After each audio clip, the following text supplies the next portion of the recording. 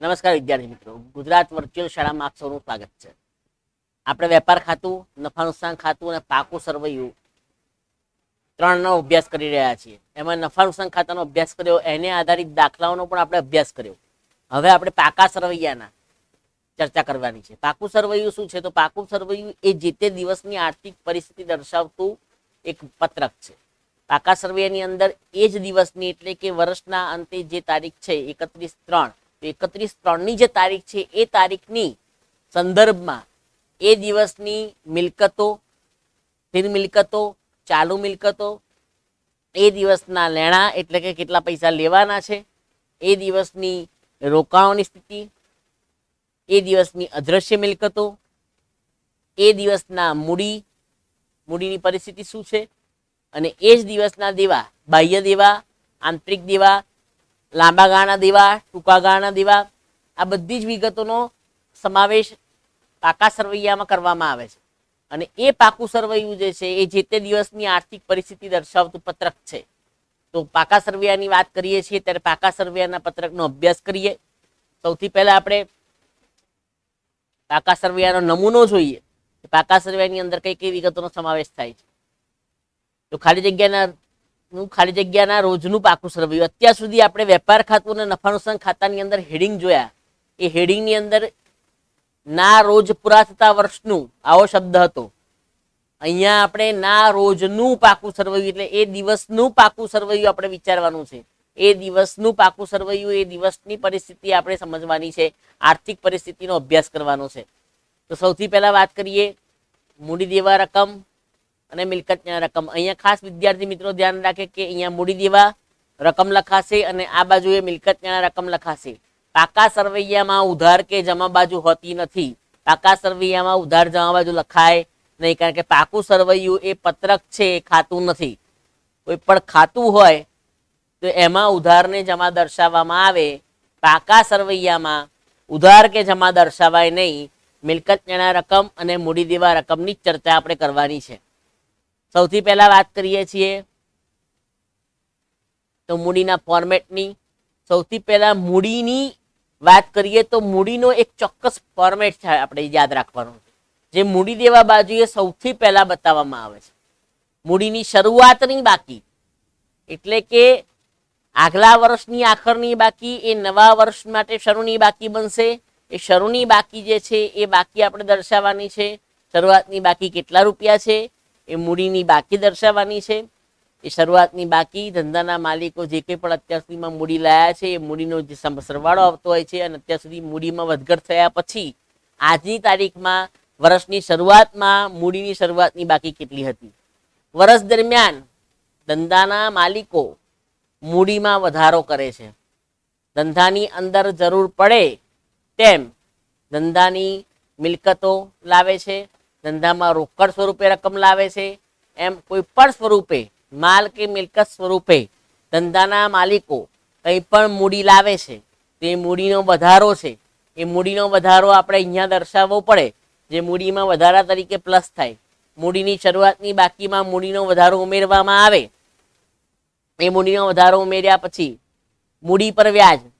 ધંધા માલિકો જે છે એ જે મૂડીરોકાણ કર્યું છે એના ઉપર ધંધો એમને વ્યાજ ચૂકવે છે. તો મૂડી પર વ્યાજ જે ધંધો ચૂકવે છે એ રકમ પણ મૂડીમાં પ્લસ થાય, કારણ કે એ પણ મૂડીનો જ એક ભાગ છે. એટલે મૂડી પર વ્યાજ જે ધંધાના માલિકોને ચૂકવવામાં આવે છે એ રકમ મૂડીના ફોર્મેટમાં ઉમેરવામાં આવે. મૂડી પર વ્યાજ જે ટકાવારી નક્કી કરી હોય એ ટકાવારી પ્રમાણે મૂડી પર વ્યાજ ગણવામાં આવે છે. ધંધાના માલિકોએ ધંધાના શરૂઆત કરતી વખતે જ નક્કી કરવામાં આવ્યું હોય કે આટલા ટકા મૂડી પર વ્યાજ ગણાશે, આટલા ટકા ઉપાડ પર વ્યાજ ગણાશે. તો એ બધી વિગતો પ્રમાણે એના ઉપર વ્યાજનો ઉલ્લેખ જે કર્યો છે એ પ્રમાણે એ મૂડી પર વ્યાજ ગણવામાં આવે અને એ મૂડી પર વ્યાજની ગણતરી કરીને એ રકમ ઉમેરવામાં આવે. અધવચ્ચે મૂડી આવી હોય તો અધવચ્ચે મૂડી જે આવી છે ત્યાંથી વર્ષના અંત સુધીની તારીખ સુધીના મહિનાઓ એનું વ્યાજ ગણવામાં આવે. શરૂઆતની બાકી ઉપર આખા વર્ષનું વ્યાજ ગણવામાં આવે. અધવચ્ચેની બાકી ઉપર અધવચ્ચેથી વર્ષના અંત સુધીની જે તારીખ છે એનું વ્યાજ ગણવામાં આવે. એ પ્રમાણે વ્યાજ ગણીને એનો જે સરવાળો થાય છે એ તમામે તમામ રકમ ટોટલ મૂડી પર વ્યાજ જે છે એ આપણે અહીંયા દર્શાવવામાં આવે છે મૂડી પર વ્યાજ.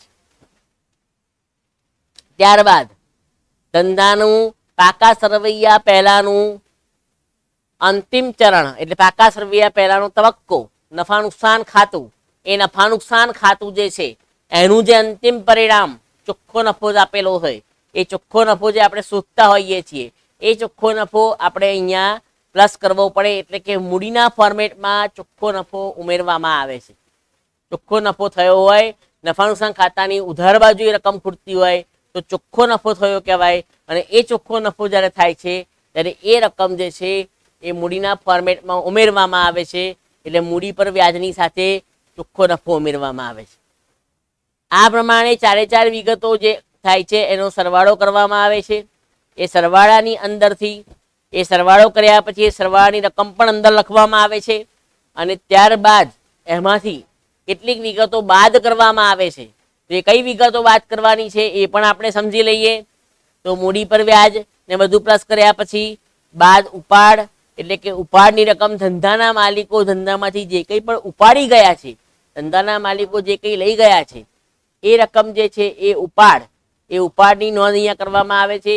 એ ઉપાડ તરીકે લઈ ગયેલી રકમ ધંધામાંથી માલ સ્વરૂપે ઉપાડ થતું હોય, રોકડ સ્વરૂપે ઉપાડ થતું હોય તો એ ઉપાડ જે છે એ પણ અહીંયા દર્શાવવામાં આવે છે. એ કુલ રકમનો સમગ્ર વર્ષ દરમિયાનનો, આ એક દિવસની વાત નથી કરતા આપણે, સમગ્ર વર્ષ દરમિયાન જે કંઈ પણ ઉપાડ કર્યો છે એ ઉપાડનો સરવાળો જે છે એ સરવાળો અહીંયા દર્શાવવામાં આવે છે. અને એ ઉપાડ તરીકે સમગ્ર વર્ષ દરમિયાનના ટોટલ ઉપાડની નોંધ અહીંયા કરવામાં આવે છે. તો ઉપાડ તરીકે માલની મિલકતનો કે રોકડનો ઉપાડ જે પણ ઉપાડ કર્યો છે એ ઉપાડની નોંધ અહીંયા કરવામાં આવે છે. ત્યારબાદ વાત કરીએ તો ઉપાડ પર વ્યાજ. ઉપાડ પર વ્યાજ તો ઉપાડ પર ધંધાના માલિકોએ ધંધામાં ઉપાડ જે કર્યો છે એના ઉપર વ્યાજ ચૂકવવું પડે. ધંધા માટે આવક છે તો એ ઉપાડ પર વ્યાજ રાખવામાં આવે છે. ઉપાડ પર વ્યાજ રાખવાનો હેતુ એ છે કે ઉપાડ ઉપર અંકુશ આવે. માલિકને ખબર છે કે હું આટલી રકમ ઉપાડ કરીશ તો મારે એના પર આટલા ટકા વ્યાજ ચૂકવવાનું છે. તો આડેધડ ઉપાડ કરતો અટકે, જે ઉપાડ કરે એના પર વ્યાજ ચૂકવવાનું હોય તો એનો આડેધડ ઉપાડ અટકી જાય અને ખોટી રીતે પૈસાના નાણાં, ધંધાના નાણાં જે વાપરવાની વૃત્તિ હોય એ ઘટી જાય. અને કે એને ખબર છે, ધંધાના માલિકને ખબર છે કે હું જેટલો ઉપાડ કરીશ એટલું મારે વ્યાજ ચૂકવવું પડશે. તો ઉપાડ પર વ્યાજ જે છે એ પણ ચૂકવવું પડે. એટલે ધંધાના માલિક ધંધા માટે જે છે એ ધંધા માટે આવક છે, ધંધાના માલિક માટે ખર્ચ છે. તો ધંધા માટે આવક છે એ ઉપાડ પર વ્યાજ જે ગણવામાં આવે છે એ પણ અહીંયા ઉમેરવામાં આવે છે. આ 2 થી 3 વસ્તુઓ ઉમેરવામાં આવે ઉપાડમાં. આ બધી વસ્તુ ઉમેરીને ટોટલ રકમ જે છે એ છેલ્લે બાદ કરવામાં આવશે. આપણે આગળ જોઈશું. ઉપાડ પર વ્યાજ જે છે અંદર ઉમેરી દેવામાં આવે ઉપાડમાં. ત્યારબાદ જો ધંધાની અંદર ધંધાના 2 પરિણામો શક્ય છે, ચોખ્ખો નફો પણ શક્ય છે અને ચોખ્ખી ખોટ પણ શક્ય છે. તો ચોખ્ખી ખોટ જો ઉદ્ભવતી હોય એટલે કે નનું ખાતાની અંદર નફા નુકસાન ખાતામાં જો ચોખ્ખી ખોટ આવતી હોય તો એ ચોખ્ખી ખોટને આપણે ક્યાં દર્શાવવાની છે? તો ચોખ્ખી ખોટ જે છે એ અહીંયા દર્શાવવામાં આવશે, એ પણ આમાં ઉમેરવામાં આવશે. અને એ ટોટલ રકમ જે થશે એ રકમને આપણે ટોટલ મૂડીના જે સરવાળો છે આ રકમનો સરજો ચોખ્ખો નફો અથવા ચોખ્ખી ખોટ બેમાંથી એક જ વસ્તુ હશે. વિદ્યાર્થી મિત્રો ખાસ ધ્યાન રાખો, ધંધાના પરિણામમાં આગળ જે નનું ખાતું એટલે નફા નુકસાન ખાતું બનાવવાથી આપણને અંતિમ એક જ પરિણામ મળશે. આ તો ચોખ્ખો નફો હશે તો ચોખ્ખો નફો હોય તો અહીંયા દર્શાવવાનો છે, ચોખ્ખી ખોટ હોય તો અહીંયા દર્શાવવાની છે.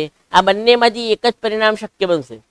ત્યારબાદ આ રકમોનો સરવાળો કરીને એમાંથી આ રકમમાંથી બાદબાકી કરીને બહારના ભાગમાં આપણે રકમ લખવાની છે, બહારના ભાગમાં આપણે રકમ લઈ જવાની છે. તો કહેવાનો ભાવાર્થ આ રીતે સમગ્ર મૂડીનો ફોર્મેટ આપણે સમજવાનો છે. મૂડી પ્લસ તરુણી બાકી પ્લસ વધારો પ્લસ વ્યાજ, એ જે ફોર્મેટ છે એને બરાબર ધ્યાનથી સમજવાનો છે. ચોખ્ખો નફો અંદર ઉમેરવાનો છે, ઉપાડ પર વ્યાજને ચોખ્ખી ખોટ બાદ કરવાના છે, અને એ બાદ કર્યા પછી જે રકમ આવશે એ રકમ આપણે અહીંયા દર્શાવવાની છે.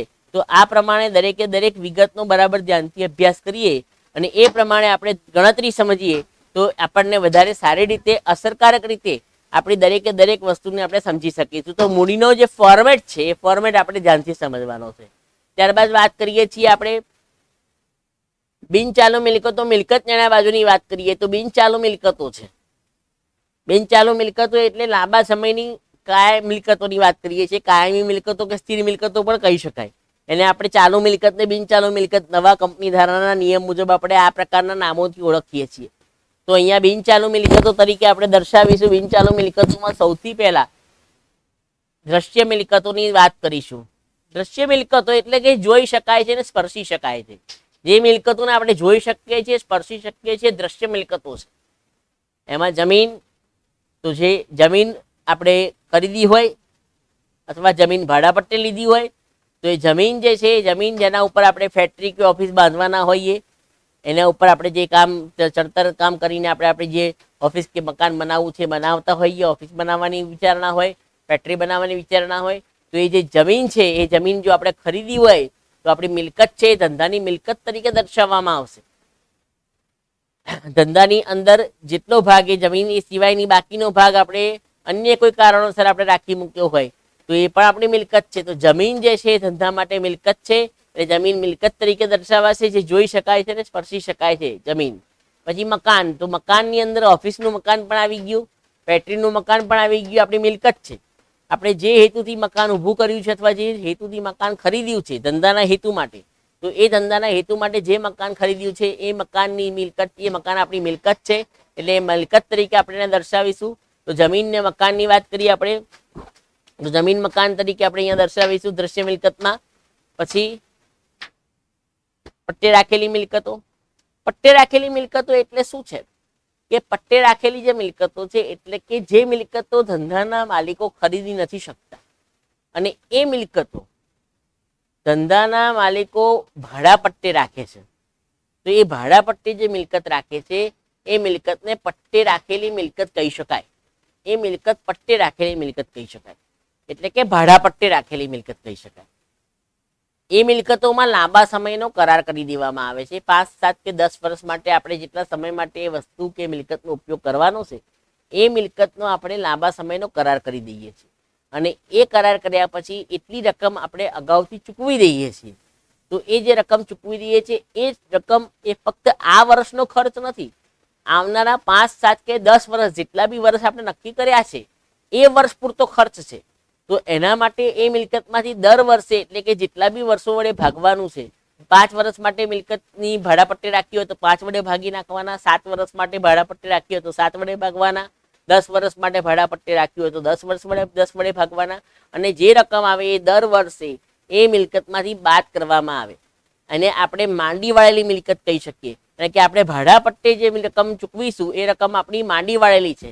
એ રકમથી આપણને આપણી મિલકત ઊભી નથી થતી. આપણે કોઈ લોન લઈને મિલકત વસાવી હોય તો ધીમે ધીમે જે બેંકના કે અન્ય લોનના હપ્તા ચૂકવી દઈએ તો અંતે એ મિલકત આપણી થઈ જાય.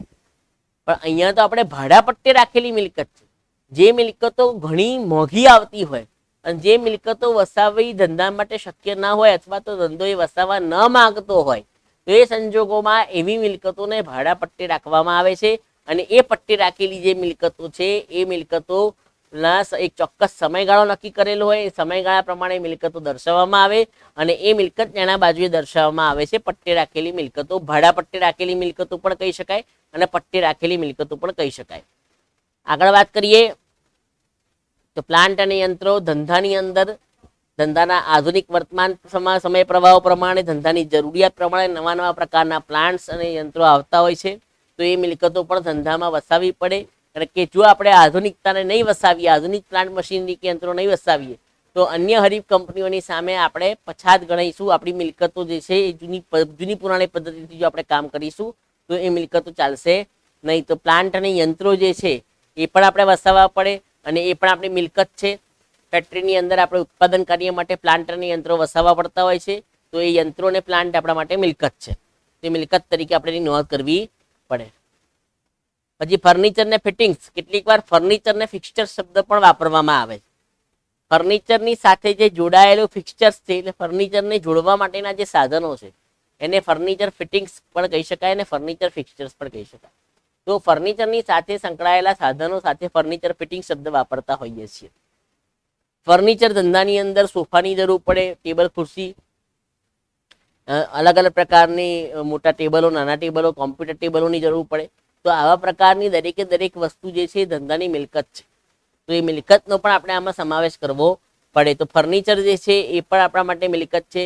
ધંધામાં બધી અલગ અલગ વસ્તુઓ સાચવવા માટે, સ્ટેશનરી સાચવવા માટે, ફાઇલો સાચવવા માટે અલગ અલગ પ્રકારના કબાટો બનાવવામાં આવતા હોય છે. તે બધું પણ ફર્નિચરમાં આવે છે, ફર્નિચરનો જ ભાગ કહેવાય. તો ફર્નિચર કેટલીક વાર બનાવડાવવું પડે જરૂરિયાત પ્રમાણે, અને કેટલીક વાર તૈયાર ખરીદવામાં આવતું હોય. તો ફર્નિચર ફિટિંગ્સ પણ આપણી મિલકત છે. એનો હેતુ, મિલકતનો હેતુ શું હોય છે? મિલકત આપણે શેના માટે વસાવીએ છીએ? તો સામાન્ય સંજોગોમાં આપણે મિલકતનો હેતુ એ છે કે આપણે લાંબા સમય સુધી વપરાશ કરવો છે. જે વસ્તુનું ખરીદ વેચાણ કરવું છે તો માલ છે. જે વસ્તુનું આપણે ખરીદ વેચાણ કરવું છે એ વસ્તુ તો આપણે માલનું ખરીદ વેચાણ કરીએ છીએ, વારંવાર ખરીદીએ છીએ, વારંવાર વેચીએ છીએ. પણ જે વસ્તુનો આપણે લાંબા સમય સુધી ઉપયોગ કરવો છે, લાંબા ગાળા સુધી આપણે ઉપયોગ કરવાનો હેતુ છે, એનો ખરીદ વેચાણનો હેતુ નથી, તો એ આપણા માટે મિલકત છે. આ મિલકતનું લક્ષણ છે. લાંબા સમય સુધી વાપરવાના હેતુથી આપણે એની અંદર રોકાણ કરીએ છીએ. ફર્નિચરના વેપારી માટે ફર્નિચર છે એ દરરોજ ખરીદ વેચાણ કરવાનું છે, એટલે એના માટે ફર્નિચર માલ છે. પણ કાપડના વેપારી માટે તો ફર્નિચર એક જ વાર ખરીદવાનું છે, તો કાપડના વેપારી માટે ફર્નિચર મિલકત છે. તો આ પ્રમાણે વ્યક્તિએ ધંધાના પ્રકાર પ્રમાણે, ધંધાના એંગલથી મિલકતને માલની વ્યાખ્યાઓ બદલાતી, એટલે અર્થ બદલાતા હોય છે. પણ સામાન્ય સંજોગોમાં મિલકતની વાત કરી તો આપણે લાંબા સમય સુધી વપરાશ કરવો છે, એટલા માટે આપણે મિલકત વસાવીએ છીએ, એટલા માટે આપણે એની પાછળ રૂપિયા ખર્ચીએ છીએ. તો અહીંયા મિલકતની વાત કરી, ફર્નિચર ને ફિટિંગ્સની વાત કરી, ફર્નિચરના સંદર્ભમાં વાત કરીએ. વાહનો, તો ધંધાની અંદર ધંધાએ પોતે કેટલાક વાહનો વસાવેલા હોય ધંધાના હેતુ માટે. ધંધાના પટ્ટાવાળાને રોજબરોજના કાર્યો માટે કોઈ વ્હીકલ આપી દેવામાં આવ્યું હોય અને એનું ખર્ચ ધંધામાં જ ચૂકવાતો હોય, ધંધાની મિલકત કહી શકાય. વાહન ધંધામાંથી એના ખર્ચ ચૂકવાતા હોય, ધંધામાંથી એનું પેટ્રોલ ડીઝલ ચૂકવાતું હોય, રોજબરોજના ખર્ચા, રોજબરોજની લેવડ દેવડ માટે, અવર જવર માટે એ વ્હીકલનો ઉપયોગ ઓફિસમાં ધંધાનો માલિક પણ કરતો હોય, ધંધાના કર્મચારી બી કરતા હોય, ધંધાના પટ્ટાવાળા કે સેવકભાઈ બી કરતા હોય. તેઓ ધંધાના હેતુ માટે જે મકાન કે જે વાહનો રાખ્યા છે એ વાહનો જે છે એ ધંધાના વાહનો કહી શકાય, અને એ ધંધાના વાહનો ધંધાની મિલકત કહી શકાય. એ ઉપરાંત માલની ડિલિવરી લેવા માટે ને આપવા માટે પોતાના ડિલિવરી વાન કેટલીક પેઢીઓ રાખતી હોય છે, પોતાની અંગત ડિલિવરી વાન વસાવીને રાખતી હોય છે. તો એ પ્રકારની ડિલિવરી વાન પણ એક પ્રકારની મિલકત છે. વાહનો પણ એક મિલકત છે. ધંધાની અંદર જે વાહનો વસાવેલા છે એ વાહનો મિલકત સ્વરૂપે ગણી શકાય. પછી એ 2 વ્હીલર પણ હોઈ શકે, 4 વ્હીલર પણ હોઈ શકે, અને આ પ્રકારની ડિલિવરી વાન પણ હોઈ શકે. તો એ જે મિલકતો છે એ મિલકતો આપણે અહીંયા મિલકત તરીકે દર્શાવવી પડે. તો વાહનોનો સમાવેશ પણ મિલકતમાં થાય છે. પછી ઢોર ઢાખર. ઢોર ઢાખર એટલે કેટલાક ધંધાની અંદર ઢોર ઢાખર એટલે કે ઢોર વસાવવામાં આવતા હોય છે. હાથી, ઘોડા, ગાય, ભેંસ. તો એ જૂના જમાનામાં પશુધન જે છે એ મિલકત ગણવામાં આવતું હતું. જેની પાસે જેટલી ગાયો હોય એ આર્થિક રીતે સમૃદ્ધ ગણાતો હતો, જેની પાસે જેટલી ભેંસ હોય એ આર્થિક રીતે સમૃદ્ધ ગણાતો હતો.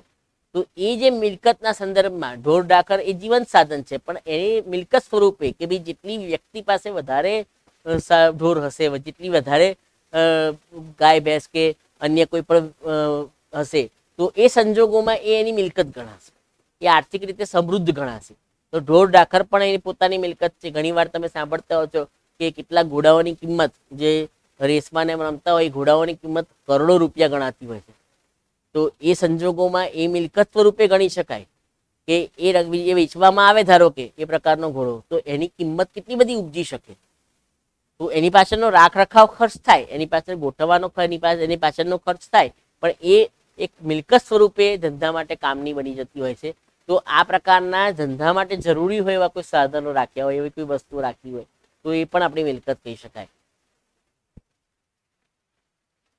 પછી છૂટા ઓજારો જે છે, ધંધાની અંદર કેટલાક નાના મોટા ઓજારોની જરૂર પડતી હોય, નાના મોટા કામ માટે છૂટા ઓજારોની જરૂર પડતી હોય, તો છૂટા ઓજારો પણ આપણી મિલકત છે. જેમ ત્રાજવા, વજનિયા અને કાટલા, જે ઇલેક્ટ્રોનિક વજન કાંટો, આ જે તોલમાપના સાધનો છે એ આપણી મિલકત છે. એમ અહીંયા છૂટા ઓજારો પણ આપણી મિલકત કહી શકાય. તો આ પ્રકારે મિલકતની અંદર આપણે જે લાંબા સમય સુધી સાધનો કે વારંવાર બગડી નથી જવાના, સાધનો આપણે એકવાર વસાયા છે તે લાંબા સમય સુધી વપરાશમાં લેવાના. તે કેટલીક કીટ આવતી હોય છે, નાના ઓફિસ વર્ક માટે કેટલીક કીટ આવતી હોય છે, નાના મોટા કામ માટે અલગ અલગ પ્રકારના ડિસ્મિસ, અલગ અલગ પ્રકારના સ્ક્રૂ ડ્રાઈવર, આવી એક કીટ આવતી હોય છે. એવી કીટ ધંધામાં વસાવેલી હોય, એવા છૂટા ઓજારો ધંધામાં વસાવેલા હોય નાના મોટા, તો એ પણ આપણી મિલકત છે. તો કહેવાનો ભાવાર્થ આ પ્રમાણે આપણે મિલકતને સમજવાની.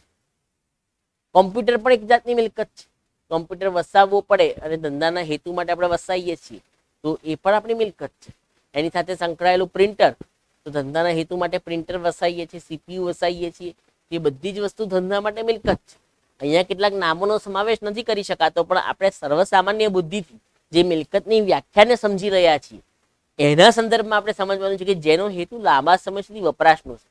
આપણે એકવાર લેપટોપ ખરીદ્યું ઓફિસ માટે, એકવાર કોમ્પ્યુટર ખરીદ્યું તો આપણે એનો ઉપયોગ લાંબા સમય સુધી કરવાના છે. આપણે વારંવાર કોમ્પ્યુટરનું ખરીદ વેચાણ નથી કરવાના. પ્રિન્ટર વસાવ્યું તો આપણે સારી ક્વોલિટીનું પ્રિન્ટર વસાવીશું કે જેથી કરીને આપણને ભવિષ્યમાં લાંબો સમય સુધી પ્રિન્ટર કામ લાગી શકે. તો પ્રિન્ટરના વેપારીઓ માટે કે લેપટોપના વેપારીઓ માટે કોમ્પ્યુટર કે લેપટોપ માલ છે, પણ સામાન્ય વેપારી માટે એ મિલકત છે. તો આપણે મિલકતના સંદર્ભને સમજવાનો છે, મિલકતના અર્થને સમજવાનો છે. તો એ સંજોગોમાં આપણે મિલકતનો કન્સેપ્ટ વધારે સારી રીતે ક્લિયર કરી શકીએ છીએ. તો આ પ્રમાણે મિલકતના સંદર્ભમાં દ્રશ્ય મિલકતોની વાત કરી. આ બાજુ મૂડીના ફોર્મેટની આપણે વાત કરી. મૂડીનો ફોર્મેટ જે છે એ આપણે આ રીતે યાદ રાખવાનું છે. દ્રશ્ય મિલકતો આપણે યાદ રાખવાનું. આગળ વાત કરીએ તો અનામતને વધારો. મૂડી જેવા સાઈડની વાત કરીએ છીએ. અનામતો એ કેટલીક પડી રહેલી રકમ એટલે નફામાંથી આપણે જે વધારાની રકમ પડી રહી છે તો નફામાંથી ફાળવેલી રકમ જે અનામત ખાતે લઈ ગયા છે એ અનામતને વધારો જે છે એ આપણી અનામત તરીકે અલગ રાખેલી રકમ છે. નફામાંથી થયેલો વધારો જે છે એ આપણે અલગ રાખેલો છે. એ રકમને આપણે અનામતને વધારા સ્વરૂપે દર્શાવીએ છીએ. તો સામાન્ય અનામત જે ચોક્કસ આપણે અનામતને જોગવાઈના હેતુઓમાં જોઈ ગયા છે, પ્રશ્નમાં જોઈ ગયા છે કે સામાન્ય અનામત જેનો કોઈ ચોક્કસ હેતુ ન હોય, ધંધાની અંદર જ્યારે જરૂર પડે ત્યારે આપણે સામાન્ય અનામતનો ઉપયોગ કરી શકીએ. તો પેઢી દર વર્ષે નફામાંથી અમુક રકમ સામાન્ય અનામત ખાતે ફાળવતી હોય છે.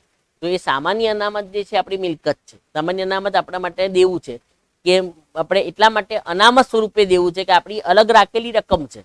ભવિષ્યમાં જરૂર પડશે ત્યારે આપણે ધંધા માટે જ વાપરવાની છે. ધંધામાં આકસ્મિક સંજોગો બગડ્યા અને કંઈ જરૂરિયાત આવી ગઈ તો એ રકમનો ઉપયોગ આપણે ધંધાના હેતુ માટે કરવાના છે. એટલે સામાન્ય અનામત જે છે એ આપણો અનામત છે. પછી મૂડી અનામત. મૂડી અનામત પણ આપણે સમજ્યા છે કે મૂડી નફામાંથી જે અનામત ઊભું કરવામાં આવે છે, જે વારંવાર નહીં ઉદ્ભવતા નફામાંથી જે નફો ઊભું કરવામાં આવે છે, તો એ નફામાંથી જે રકમ ઊભી થાય છે, વારંવાર જે વ્યવહારો થાય છે એ સિવાયના વ્યવહારોમાંથી જે નફો ઉદ્ભવે છે એટલે કે મૂડી નફો, એ નફો જે છે એ નફાને મૂડી અનામત તરીકે દર્શાવી શકાય. તો એ મૂડી અનામતની રકમ આપણે અહીંયા દર્શાવવામાં આવતી હોય છે. એ મૂડી અનામત પણ એક પ્રકારનું અનામત છે જેનો ઉપયોગ ચોક્કસ હેતુ, મૂડી અનામતનો ઉપયોગ કોઈ સામાન્ય હેતુ માટે ના થઈ શકે. મૂડી અનામત ચોક્કસ હેતુ માટે વાપરી શકાય એમ છે. તો એ હેતુઓના સંદર્ભમાં જે રકમનો ઉપયોગ કરવામાં આવે, પણ એ રકમ ધંધામાં પડી રહેલી રકમ છે, અનામત તરીકે રાખેલી રકમ છે, એટલે આપણે એને અનામતને વધારાના મથળા હેઠળ લઈ શકીએ. અન્ય ફંડ, અનામત કે ભંડોળ. કેટલીક વાર અનામત શબ્દની આગળ ફંડ કે ભંડોળ શબ્દ વાપરવામાં આવતો હોય છે. ધંધાની બહારના સંજોગોમાં, બહારના ભાગમાં રોકાણ કર્યું હોય ત્યારે એ રકમની પાછળ કેટલીક વાર ભંડોળ શબ્દ વપરાય છે. તો એ અનામત ફંડ કે ભંડોળ, કોઈ પણ પ્રકારની સામાન્ય અનામત ફંડ કે ભંડોળ અથવા એકલી અનામત ભંડોળ, અનામત ફંડ, આવો કોઈ પણ શબ્દ વાપરવામાં આવતો હોય તો એ સંજોગોની અંદર આપણે અનામતને વધારાના મથાળા હેઠળ દર્શાવીએ. પછી કારીગર વળતર અનામત. કારીગર વળતર અનામત. કારીગર વળતર એટલે કારીગરોને કોઈ પણ પ્રકારનું વળતર ચૂકવવાનું હોય. આકસ્મિક સંજોગોમાં એમને વળતર ચૂકવવાનું આવે. કોઈ પણ કારણસર ધંધામાં કામ કરતા કરતા એક્સિડન્ટ થવાને કારણે એમને કોઈ શારીરિક નુકસાન થયું, તે નુકસાનને ભરપાઈ કરવા માટે જે અનામત રાખવામાં આવે છે એ કારીગર વળતર ફંડ કહી શકાય, કારીગર વળતર અનામત કરી શકાય. કારીગર અકસ્માત વળતર ભંડોળ, ઘણા બધા શબ્દો એની અંદર ઓળખી શકાય એવા છે. કારીગર અકસ્માત વળતર ભંડોળ પણ કહી શકાય, કારીગર અકસ્માત વળતર અનામત પણ કહી શકાય, કારીગર વળતર ફંડ પણ કહી શકાય, કારીગર વળતર અનામત પણ કહી શકાય. તો કોઈ પણ સંજોગોમાં એ પ્રકારના ખર્ચાઓને ચૂકવવા માટે આપણે ચોક્કસ હેતુ માટે જે અનામત ઊભી કરેલી છે એ અનામતને આપણે અહીંયા દર્શાવીએ છીએ કારીગર વળતર અનામત. તો કારીગર વળતર અનામતની પણ આપણે આ રીતે નોંધ કરી શકીએ. પછી રોકાણ વધઘટ ભંડોળ. રોકાણોની કિંમતમાં જે વધઘટ થાય છે, જે ફેરફાર થાય છે, એ ફેરફારને પહોંચી વળવા માટે, એ નુકસાન થાય તો એ સંજોગોમાં એ નુકસાનને પહોંચી વળવા માટે આપણે એક ભંડોળ કે ફંડ અલગ ઊભું કરેલું હોય છે, જેને રોકાણ વધઘટ ભંડોળ. રોકાણની કિંમતમાં થતી વધઘટને પહોંચી વળવા માટે બનાવવામાં આવેલું ભંડોળ એટલે રોકાણ વધઘટ ભંડોળ. રોકાણો જે શેર બજારમાં રોકાણ કર્યું હોય, ડિબેન્ચરમાં રોકાણ કર્યું હોય, અન્ય કોઈ પણ સરકારી જામીનગીરીમાં રોકાણ કર્યું હોય, તો ત્યાં મિલકતની કિંમત ઘટવાથી, રોકાણોની કિંમત ઘટવાથી આપણને નુકસાન થવાની શક્યતાઓ રહે છે. તો એ નુકસાનને પહોંચી વળવા માટે આપણે રોકાણ વધઘટ અનામત ઊભું કરીએ છીએ, રોકાણ વધઘટ ભંડોળ ઊભું કરીએ છીએ. તો એ સંજોગોમાં રોકાણ વધઘટ ભંડોળની પણ અહીંયા નોંધ કરવી પડે. પછી વાત કરીએ આપણે આગળ, તો બિન ચાલુ જવાબદારીઓ એટલે કે જે લાંબા સમયની જવાબદારીઓ છે, જે લાંબા સમય માટેની જવાબદારીઓ છે, એ જવાબદારીઓ એ બિન ચાલુ જવાબદારીઓ તરીકે દર્શાવી શકાય. બેંક પાસેથી લીધેલ લોન, બેંકની પાસેથી લોન લીધી છે, એટલે એ લોન જે છે એ લોન ધંધા માટે દેવું છે. જવાબદારી એટલે કે દેવું, જવાબદારી એટલે કે દેવું. તો બિન ચાલુ જવાબદારીઓ જે છે એ બેંક પાસેથી લીધેલી લોન, લાંબા સમય માટે જે લોન લીધી છે એ લોન જે છે એનો સમાવેશ આપણે અહીંયા કરી રહ્યા છીએ. લાંબા સમય માટે જે દેવું ઊભું કર્યું છે એની રકમ આપણે ધ્યાનમાં રાખવાની છે. એ વિગતને લક્ષમાં લઈને આપણે કામ કરવાનું છે. તો બેંક પાસેથી લીધેલી લોન એક જાતનું દેવું છે. પછી નાણાકીય સંસ્થાઓ, કેટલીક નાણાકીય સંસ્થાઓ પણ આપણી મિલકત ગીરવે રાખીને આપણને લોન આપે છે. ધંધા વિસ્તાર માટે વ્યક્તિગત લોન પણ આપે છે, તો સામે મિલકત ગીરવે રાખે છે. નાણાકીય સંસ્થાની પણ લોન કરવામાં આવે છે. તો નાણાકીય સંસ્થા પાસેથી આપણે લોન લીધી હોય કોઈ, તો એ રકમ પણ આપણા માટે દેવું છે.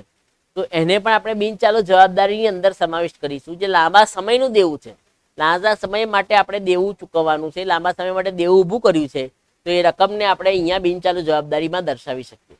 મિત્રો પાસેથી લીધેલી લોન, તો કોઈ પણ મિત્ર વર્તુળમાં આપણે લોન લીધી છે, સગાવાલા પાસેથી લોન લીધી છે, તો એ સંજોગોમાં આપણે ઉછીની વ્યક્તિ લીધેલી જે રકમ છે એ રકમ જે છે એ રકમ આપણે લાંબા સમય માટે લીધી હોય, 5, 6, 7 મહિના માટે લીધી હોય, બદલામાં આપણે એમને વ્યાજ ચૂકવતા હોઈએ એવું નક્કી કર્યું હોય, તો એ સંજોગોમાં મિત્રો પાસેથી કે સગા સંબંધી પાસેથી લીધેલી લોન જે છે એ પણ લાંબા સમયની જવાબદારી છે.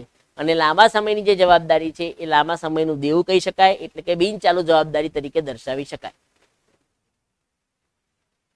પછી બાંધી મુદતની થાપણો. બાંધી મુદતની થાપણો વિદ્યાર્થી મિત્રો ખાસ ધ્યાન રાખજો.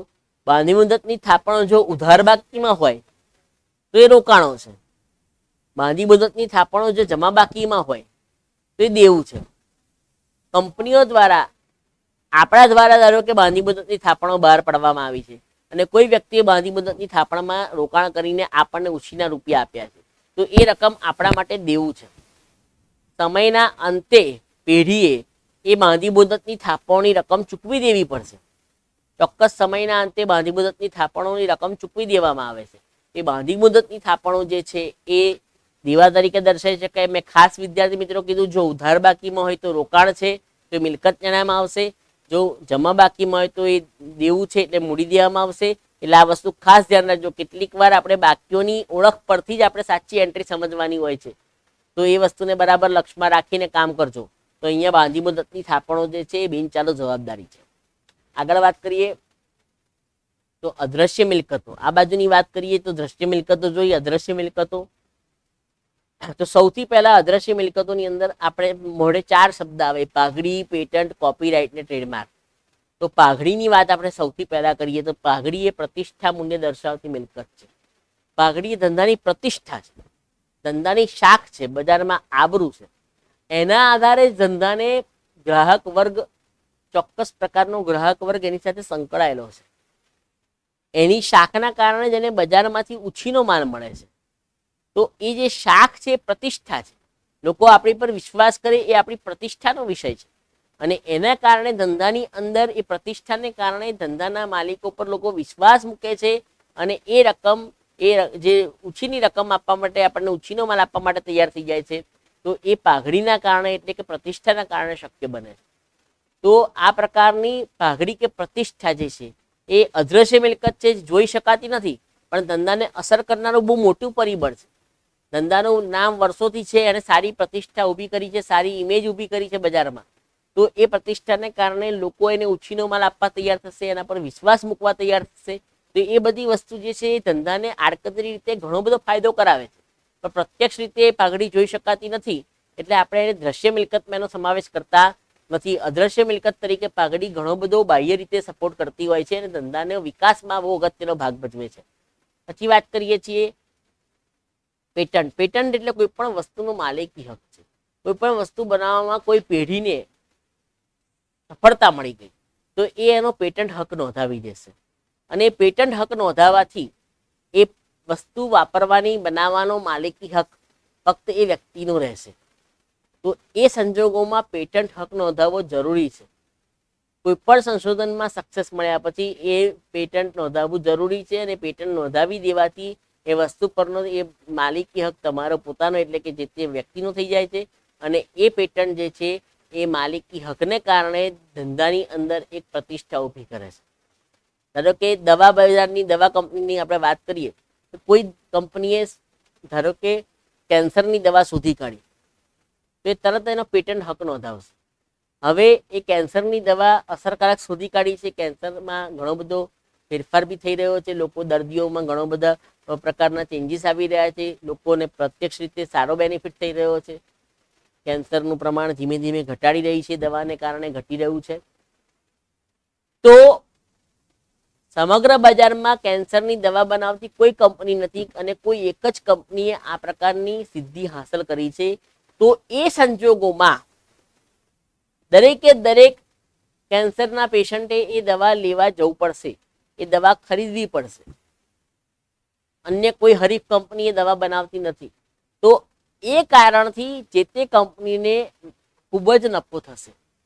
અન્ય હરીફ કંપનીઓ ન હોવાથી, એનો પેટન્ટ હક હોવાથી, એની માલિકી હોવાથી એને તમામે તમામ ગ્રાહક વર્ગ મળશે, અને એ ગ્રાહક વર્ગના કારણે એને નફો પણ થશે.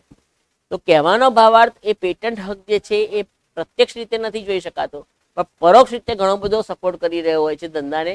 અને પેટન્ટ હકના કારણે ધંધાની જે બજારની સ્થિતિમાં એ પોતે મજબૂત રહીને ટકી શકે છે. બજારમાં ચોક્કસ ગ્રાહકો એની તરફ આવે છે, ને એ ચોક્કસ ગ્રાહકોને આકર્ષી શકે છે. તો એ પેટન્ટ હકને કારણે શક્ય બને છે. આગળ વાત કરીએ તો કોપીરાઇટ. લખાણ પરનો માલિકી હક એ કોપીરાઇટ છે. જે લખાણ ઉપરનો જે માલિકી હક છે, કોઈ પણ પાઠ્યપુસ્તક લખાયું હોય તો લખાણ પરનો માલિકી હક. ધારો કે મેં કોઈ પાઠ્યપુસ્તક લખ્યું છે, અને જો એ કોપીના રાઇટ, એટલે કે લખાણના રાઇટ મારા પોતાના છે, અને એ રાઇટ જો હું બીજા કોઈને ન આપું મારી સંમતિથી, ત્યાં સુધી એ વ્યક્તિ એ ચોપડી આવી ગયા છતાં, એના હાથમાં બધી વસ્તુ હોવા છતાં એ છાપી શકે નહીં. કોઈ પ્રકાશન સંસ્થા છાપી શકે નહીં મારી મંજૂરી વિના. તો કહેવાનો ભાવાર્થ એ કોપીનો રાઇટ જે છે એ જે તે વ્યક્તિનો છે, અને એ જે તે સંસ્થાને આપશે, એના બદલામાં એને એનું વળતર મળશે. કોઈ પ્રકાશન સંસ્થા મારી પાસે આવીને મને કહેશે કે અમે તમને તમારી બુકના લખાણ તમે અમને આપો, તમારી બુક અમને આપો, બદલામાં અમે તમને આટલા રૂપિયા આપીશું. તો એ મારી ક્રેડિટ થઈ કહેવાય, એ મારી પ્રતિષ્ઠા થઈ કહેવાય. એના કારણે એ કોપીરાઇટના કારણે મને ગઢળક, એટલે ઘણી બધી રકમ, મોટી રકમ મને મળી શકે. એ લખાણ પરનો માલિકી હક એ કોપીરાઇટ છે, અને એ લખાણના માલિકની પરવાનગી વિના એનો ક્યાંય ઉપયોગ કરી શકાય નહીં. તો એ કોપીરાઇટ જે છે એ પણ એક અદ્રશ્ય મિલકત છે. અને ટ્રેડમાર્ક, ધંધાની સંજ્ઞા, ધંધાનું ચિહ્ન એ ધંધા માટે ખૂબ જ અગત્યનું છે. કેટલીક વાર ફક્ત ચિત્રને ચહેરા પરથી જ, એની સંજ્ઞા પરથી જ ઘણા બધા લોકો એ વસ્તુને ઓળખતા હોય છે, અને એ સંજ્ઞા અને ચિત્રને આધારે જ એ વસ્તુની ઓળખ એક જાતનો એ વસ્તુનો પર્યાય બની જતી હોય છે. એ વસ્તુનો પર્યાય બની જતી હોય છે, અને એ ટ્રેડમાર્કને કારણે, એ સંજ્ઞા કે ચિહ્નના કારણે એ ચિહ્ન પણ નોંધાવવામાં આવે છે, જેથી કરીને એ ચિહ્નનો ઉપયોગ બીજી કોઈ હરીફ પેઢી ન કરી શકે. તો ટ્રેડમાર્ક પણ એક પ્રકારનો માલિકી હક નોંધાયેલો હોય છે. તો એ ટ્રેડમાર્કનો જે સીલ છે, એટલે જેનો ચિહ્ન છે, એ ચિહ્નને કારણે પણ ઘણા બધા લોકો એના પર વિશ્વાસ મૂકે છે, અને લોકો એની પાસેથી વસ્તુ ખરીદે છે. તો આ પ્રમાણે આપણે અદ્રશ્ય મિલકતોની વાત કરી. આગળ વાત કરીએ તો રોકાણો. ધંધાની અંદર રોકાણો કયા કયા પ્રકારના થતા હોય છે? ધંધાની અંદર સરકારી જામીનગીરીમાં, એટલે સરકારના બહાર પાડવામાં આવેલા બોન્ડ, સરકારે બહાર પાડેલી અલગ અલગ જામીનગીરીઓ, એમાં રોકાણ કરવામાં આવે છે. એ રોકાણ મોટે ભાગે સલામત હોય છે. એ રોકાણની અંદર જોખમનું પ્રમાણ નહિવત હોય છે. એટલે સરકારની અંદર રોકાણ કરવાથી ભવિષ્યમાં પૈસા ડૂબી જવાની શક્યતાઓ રહેતી નથી. એટલે સરકારી જામીનગીરીમાં જે રોકાણ છે એ રોકાણ આપણી મિલકત છે અને એ રોકાણ તરીકે આપણે દર્શાવવું પડે, તો સરકારી જામીનગીરીમાં રોકાણ કરવામાં આવે છે. ત્યારબાદ કોઈ પણ ફંડના રોકાણો, કોઈ પણ ફંડના અંદર પડી રહેલા પૈસાનું આપણે રોકાણ કરીએ તો આપણને એ ફંડની રકમનું રોકાણ કરવાથી એના પર વ્યાજ મળશે અને એ વ્યાજ ફંડમાં ઉમેરી દેવામાં આવે તો એ ફંડની અંદર એ ફંડની રકમમાં ઝડપથી વૃદ્ધિ થશે. તો કોઈ પણ રકમ ફાજલ પડી રહેલી હોય તેનું યોગ્ય જગ્યાએ રોકાણ કરવું હિતાવહ છે. એ રોકાણ કરવાથી આપણને આર્થિક રીતે ફાયદો થશે. એના પર વ્યાજ કે ડિવિડન્ડ કે અન્ય કોઈ પણ ઇન્કમ થશે તો એ ઇન્કમ જે છે આપણા માટે અગત્યનું પરિબળ ગણાશે. તો ફાજલ પડી રહેલી રકમ જે છે અથવા કોઈ પણ ફંડમાં પૈસા પડ્યા છે એના રોકાણો કરવામાં આવે તો એ રોકાણો પણ અહીંયા દર્શાવવામાં આવે, ફંડના રોકાણો. પછી શેર ડિબેન્ચર કે બોન્ડમાં રોકાણો, કંપનીના શેરમાં રોકાણ કરવામાં આવે. કંપનીનો ડિબેન્ચર એટલે કે બાહ્ય દેવાઓ છે, કંપનીનું દેવું કહી શકાય, એમાં આપણે રોકાણ કરીએ. આપણી પાસે ફાજલ પડી રહેલા રૂપિયા હોય તો ડિબેન્ચર પર આપણને નિયમિત વ્યાજ મળશે. ડિબેન્ચરમાં રોકાણ કરવાથી દર વર્ષે નિયમિત રીતે જે પણ નક્કી કરેલું દરે વ્યાજ છે વ્યાજ મળશે. શેરમાં રોકાણ કરવાથી આપણને ડિવિડન્ડ મળશે, પણ ડિવિડન્ડ દર વર્ષે મળે એ જરૂરી નથી. તો શેરમાં રોકાણ કરવાથી આપણને દર વર્ષે ડિવિડન્ડ નહીં મળે, એ ડિવિડન્ડ મળે જરૂરી નથી. થોડું ઘણું કદાચ ડિવિડન્ડ મળે તો આપણી આવક છે. ડિબેન્ચર પર આપણને વ્યાજ મળશે ને બોન્ડમાં પણ આપણને વ્યાજ મળશે. તો બોન્ડમાં રોકાણ જો કર્યું હશે તો એ રોકાણો પર આપણને વ્યાજની આવક ઊભી થશે. તો આ પ્રકારે આપણે રોકાણો કરતા હોય છે. ફાજલ પડી રહેલી રકમ જે છે એ આપણે ક્યાંક ઇન્વેસ્ટ કરીએ, ક્યાંક રોકાણ કરીએ તો એમાંથી આપણને આવકનું સાધન પ્રાપ્ત થાય છે. એટલે આપણે એ પડી રહેલી રકમનું રોકાણ કરતા હોઈએ છીએ અને એ આવા બધા અલગ અલગ સાધનોની અંદર આપણે રોકાણ કરતા હોઈએ છીએ. કોઈ પણ બેંક દ્વારા બહાર પાડવામાં આવેલા બોન્ડ હોય, કોઈ કંપની દ્વારા બહાર પાડવામાં આવેલા બોન્ડ હોય, કોઈ અર્ધ સરકારી સંસ્થા દ્વારા બોન્ડ બહાર પાડવામાં આવ્યા હોય તો એ બોન્ડમાં રોકાણ કરવું હિતાવહ છે. પછી બાંધી મુદતની થાપણો, તો ફિક્સ ડિપોઝિટ, બેંકમાં આપણી ફિક્સ ડિપોઝિટ હોય, કોઈ કંપનીમાં ફિક્સ ડિપોઝિટ હોય તો એ પણ આપણી મિલકત છે. તો એ મિલકત પર આપણને નિયમિત ટકાવારી પ્રમાણે વ્યાજ મળતું હોય છે. તો બાંધી મુદતની થાપણો જે છે એ પણ આપણા માટે આવક છે, તો એની પણ આપણે અહીંયા નોંધ કરવી પડે. તો બાંધી મુદતની થાપણો રોકાણ તરીકે અહીંયા ફરી યાદ રાખી લો. ઉધાર બાકીમાં હોય તો એ રોકાણ છે, જમા બાકીમાં હોય તો એ દેવું છે. અને એ રીતે આપણે એને જે તે મથાળા હેઠળ, દ્રશ્ય મિલકતો દ્રશ્ય મિલકતના મથાળા હેઠળ, અદ્રશ્ય મિલકતો અદ્રશ્ય મિલકતના મથાળા હેઠળ અને રોકાણોના મથાળા હેઠળ દર્શાવવાના છે. આ પ્રમાણેના હેડિંગની નીચે જે વિગતનો દર્શાવવાનો સમાવેશ ખાસ કરવાનો છે એ વિદ્યાર્થી મિત્રો ખાસ ધ્યાન રાખે. હવે આપણે આગળ વાત કરીએ તો